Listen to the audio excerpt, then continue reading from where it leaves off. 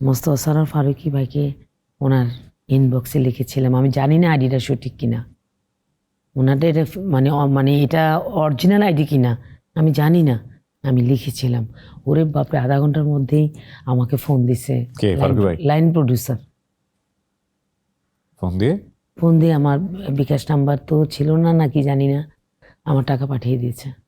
তার মানে উনি খেয়াল করে, উনি পড়ে মেসেজ, ওইটা ওনার ফেক আইডি ছিল না। আমার 1500 টাকা মাত্র, উনি হয়তো আমাকে দেখেও নাই 50 জন আর্টিস্টের মধ্যে আমাকে হয়তো দেখেও নাই। না কিন্তু 1500 টাকা তো টাকা, তো এটা কার জন্য তো অফকোর্স অনেক টাকা। কিন্তু দেখেন উনি কিন্তু এটা খেয়াল করেছে। তারপর ওনার কিছু শর্ট ফিল্মে কাজ করেছি, আমি রাধারণী ভাইয়ের শর্ট ফিল্মে কাজ করছি, ওগুলো হয়তো প্রবলেম হয়নি। আমি এরকম একটা ঘটনা জানি, মানে কোন একজন প্রডিউসার, সে হচ্ছে গেস্ট যে আসে তাকে যে পেমেন্ট করা হয় সেটা থেকে অর্ধেক সরায় রাখে। তো লম্বা সময় ধরে এটা করেছে, করার পরে হুট করে একজন গেস্ট একবারে এমডি বরাবর কমপ্লেন করে দিচ্ছে যে এইরকম কেন। তারপরে যেটা হলো তার চাকরি চলে যায়, পরবর্তী সে অন্য প্রতিষ্ঠানে গিয়ে কাজ পেয়েছে। তো এইগুলো চোর ছাচর সব জায়গাতেই কম বেশি আছে। হ্যাঁ, এবং আমরা আসলে যতটা বেশি বিনোদন পাওয়ার জন্য মানুষগুলোকে দেখি, এদের পেছনের গল্পটা যদি অনেকেই জেনে যায়, তো সবকিছুর পরে হচ্ছে কি জায়গাটা নিজে তৈরি করতে হয়, এবং এই জায়গা তৈরি করতে হলে সবার উপরে মনোযোগ দিতে হবে।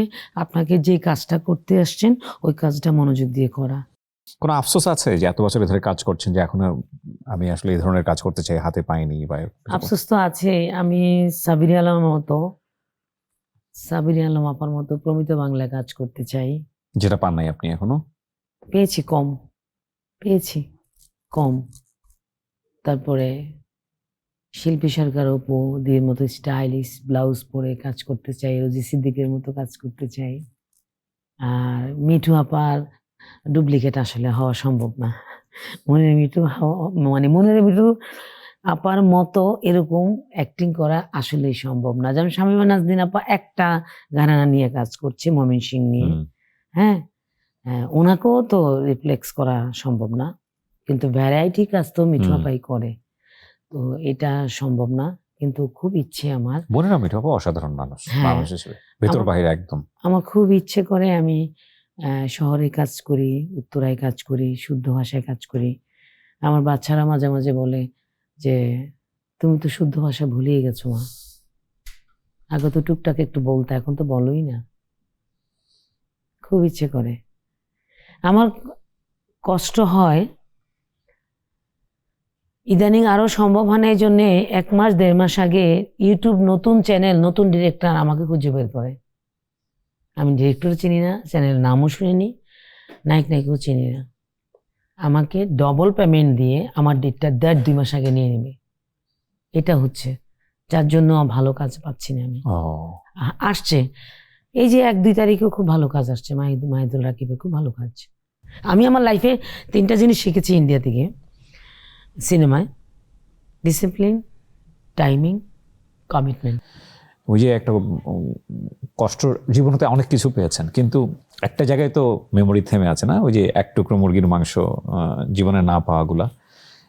এইটাই হচ্ছে শক্তি, যে শক্তির জন্য আপনার সন্তানরা আজকে এত দূর এসছে এবং এত এত ভালো ভালো জায়গাতে আছে। আপা, আপনার জন্য আমার অনেক শুভকামনা থাকবে। আপনি আমার ডাকে এসছেন এবং বলার কোনো অপেক্ষা রাখে না। আমার এই অনুষ্ঠানের জন্য আমার পক্ষ থেকে আপনি আমার চুজেন ছিলেন যে না, ওনাকে লাগবে, ওনার সাথে আমি গল্প করতে চাই। আমাকে জানি কবে ডাক পরে আমাকে যদি একটু ডাকতো, আমি এটা আশা করলাম। আপনি যেদিন আমাকে ইনবক্স করলেন, আমি কি লিখেছিলাম, ধন্যবাদ আপনার পরিবারে আসতে পেরে। আপনি অনেক ভালো মানুষ আপা, আমাদের পক্ষ থেকে আপনার জন্য সবসময় দোয়া থাকবে, আমাদের জন্য দোয়া করবেন। অবশ্যই আমার জন্য দোয়া করবেন। আমার জন্য দোয়া টোয়ার কিছু নাই, এখন যত তাড়াতাড়ি চলে যাব তত তাড়াতাড়ি মুক্তি। বাচ্চা 2টা যেন ভালো থাকে ওদের বউদেরকে নিয়ে। আর আমার বউ 2টা খুবই লক্ষ্মী, খুবই ভালো। আমার মেয়ে কেমন হবে আমি যা বুঝি না, বাট আমার ছেলের বউ 2টা অনেক লক্ষ্মী। আমি যদি আমাদের নাটকের নায়িকারা কিন্তু মাদেরকে মা ডাকে, রেশমি মা, মিঠু মা, ওরা খুব মাইন্ড করে। একটা প্রোগ্রামে নিয়ে গেছিলাম, তার মানে ওরাও তোমাকে মাম্মি ডাকে, তাহলে আর আমাদেরকে ডেকে লাভ কি? এরকম জেলাস করে। ওদের শাশুড়ি শুধু ওরাই মাম্মি ডাকবে, ওরাই মা ডাকবে, ওরাই আম্মু ডাকবে, আর কেউ ডাকতে পারবে না। অতএব আপনারা যে শাশুড়িকে দেখেন স্ক্রিনে, উনি প্র্যাকটিক্যাল লাইফে একদমই পুরোটা উল্টা, এবং সেটা অবশ্যই জেলাস করার মতো। অনেক শাশুড়ি এবং অনেক বউয়ের পক্ষ থেকে। অনেক ভালো থাকবেন আপা, শেষ করছি। জি, ধন্যবাদ। আল্লাহ হাফেজ।